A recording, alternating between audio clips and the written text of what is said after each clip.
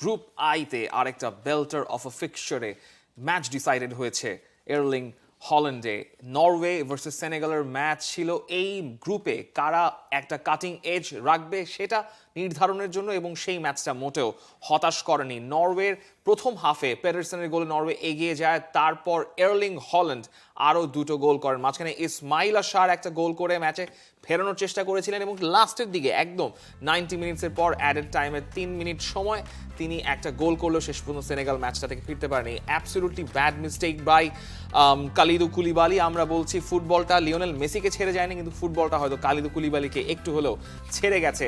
Pedersen গোল করলেন নরওয়ের হয়ে, এবং এয়ারলিং হল্যান্ড যে দুটো ফিনিশ করলেন, স্পেশালি সেকেন্ড ফিনিশটা, মাই গুডনেস, এই অ্যাঙ্গেলের ফিনিশ আপনি কিভাবে করেন আমি জানি না। এবং লাস্টের দিকে এই যে এই হার্ট ওয়ার্মিং সিন, তাদের এপিক যে রোয়িং এর ভাইকিং রো, ও মাই গড, সো মানে একটা গুজবাম্পস দিচ্ছিল এই রোটা দেখার পর। এই রো আপনি নিউ ইয়র্কে দেখেছেন, এই রো আপনি কানাডাতে দেখেছেন খুব সম্ভবত। মানে যেখানে যেখানে নরওয়ের সমর্থকেরা আছেন সবাই মিলে এটা আয়োজন করছেন, কেউ একজন ড্রাম বাজাচ্ছেন আর তালে তালে সবাই হু হু, the Norway and Vikings are here in the world cup. নতুন সার্ফ এক্সেল এক্সপার্ট হোয়াইট, সাদা কাপড়কে করে 5 শেড পর্যন্ত সাদা। আসল হোয়াইট মানে এক্সপার্ট হোয়াইট।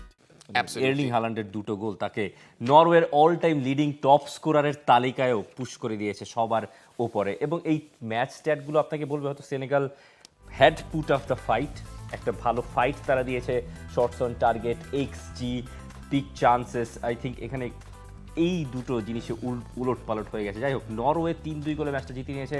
সেনেগাল শেষ দিকে আরও একটা গোল শোধ করে হয়তো গোল ডিফারেন্সে একটুখানি এগিয়ে থাকলো, কিন্তু সেনেগাল শেষ ম্যাচটা খেলবে তারা ইরাকের সঙ্গে, আর নরওয়ে খেলবে ফ্রান্সের সঙ্গে। মানে দুই দলই, ওখান থেকে ফ্রান্স, এখান থেকে নরওয়ে, তারা দুজনই রাউন্ড অফ 32-তে কোয়ালিফাই করে ফেলেছে। এই গ্রুপটাতে যদি আপনি ভেবে থাকেন যে নরওয়ে ফ্রান্স কোয়ালিফাই করেছে বলেই কি যে তারা লাস্ট ম্যাচটা সেরে খেলবে, ব্যাপারটা এরকম না। It is going to be a Kylian Mbappe and Erling Haaland showdown, কারণ গ্রুপ চ্যাম্পিয়ন হওয়ার প্রয়োজন রয়েছে। গ্রুপ চ্যাম্পিয়ন হওয়ার জন্য দুটো দলই চাইবে। সেনেগাল প্লেড ওয়েল, যদিও ইন ট্রানজিশনে তারা নরওয়ের কাছে ধরা খেয়ে গেছে, তাদের কাছে বল পজিশন বেশি ছিল, তারা গোল অন শটসও বেশি নিয়েছে। নিকোলাস জ্যাকসন একটা হেডেড করেছিলেন যেটা অর্জান আইল্যান্ড ঠেকিয়ে দিলেন।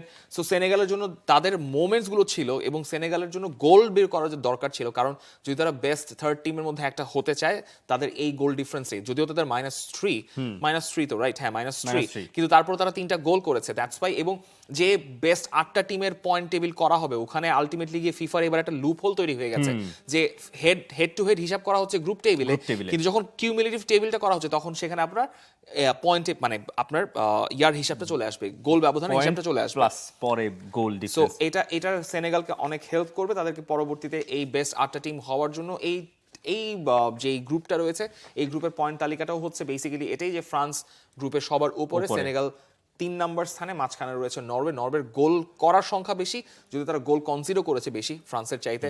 আই থিঙ্ক ফ্রান্স এবং সেনেগালের ম্যাচটা ড্র হতে পারে। আমি জানি না ড্র হতে, ফ্রান্স এবং নরওয়ের ম্যাচটা, ফ্রান্স এবং নরওয়ের ম্যাচটা ড্র আমার মনে হয় না যে একটা দল জিততেই চাইবে।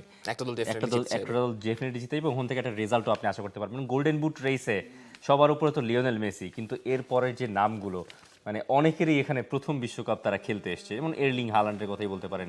2 ম্যাচে 4টা গোল, প্রথমবারের মতো বিশ্বকাপ খেলতে আসা এয়ারলিং হালান্ড। 2 নম্বরে যদিও কিলিয়ান এমবাপে আছেন, মানে কিলিয়ান এমবাপে ওই তালিকায় আছেন।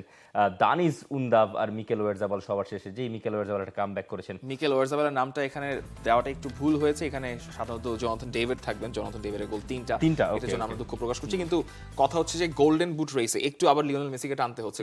মানে মেসি সবকিছু জিতেছেন, গোল্ডেন বল জিতেছেন, বিশ্বকাপ জিতেছেন, গোল্ডেন বুটটা জিতা বাকি। This is a side quest. হ্যাটট্রিকটা করে ফেলেছেন, গোল্ডেন বুট জিতা বাকি আছে। সেটা এখন আশা পূরণ হয় কিনা সেটা জানি না, বাট লিওনেল মেসি ওটা নিয়ে হয়তো খুব একটা ভাবছেন না। নরওয়ে কোচের আমরা কোর্টটা একটু দেখতে যাই, স্টাল সোলবাকেন বলছেন যে এই ম্যাচটা মোটেও জেতা সহজ হবে না। ম্যাচটা মোটেও সহজ হয় নাই, সেনেগাল দারুণ লড়াই করেছে, কিন্তু আমরা সুযোগগুলো কাজে লাগাতে পেরেছি, এবং সবচেয়ে গুরুত্বপূর্ণ বিষয় হলো আমরা নকআউট পর্ব নিশ্চিত করেছি। নরওয়ে 1998 সালের পর প্রথমবার বিশ্বকাপে খেলে তারা নকআউট পর্বে চলে গেছে, এবং ডার্ক হর্সের তকমাটা মোটামুটি জাপানের উপর যেরকম আছে নরওয়ের উপরও আছে। অস্ট্রিয়াকে আর ডার্ক হর্স বলা যাচ্ছে না, because the way they played আপনি তাদেরকে ডার্ক হর্স বলতে পারবেন না। এবং রাউন্ড অফ 32-তে কারা মানে খেলবে মোটামুটি পিকচারটা পরিষ্কার। এখন কোন পজিশনে থেকে খেলবে সেটা জাস্ট পরিষ্কার না। শুধুমাত্র ইউএসএ, মেক্সিকো, আর্জেন্টিনা তারা এবং জার্মানি এই 4টা গ্রুপ চ্যাম্পিয়ন আমরা পেয়েছি। বাকি গ্রুপগুলো কিন্তু এখনও ডিসাইডেড না। ফ্রান্স সেনেগাল নরওয়ে গ্রুপে কে চ্যাম্পিয়ন হবে সেটাও এখন সিদ্ধান্ত নেওয়া বাকি আছে। For more updates, subscribe to our YouTube channel and click on the bell icon. Follow us on Facebook and Instagram. Download T-Sports app to enjoy exciting games and highlights. Visit tsports.com.